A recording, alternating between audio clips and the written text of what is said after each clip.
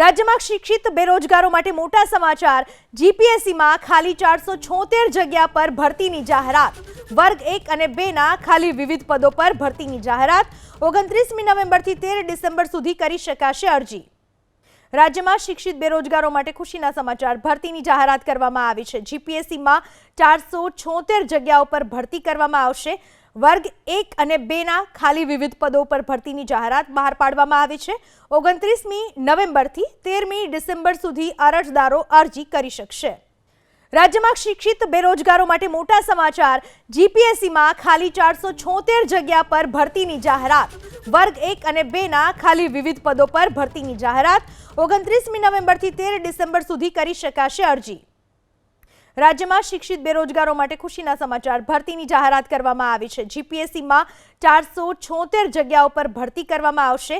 વર્ગ 1 અને 2 ના ખાલી વિવિધ પદો પર ભરતીની જાહેરાત બહાર પાડવામાં આવી છે। 29મી નવેમ્બરથી 13મી ડિસેમ્બર સુધી અરજદારો અરજી કરી શકશે।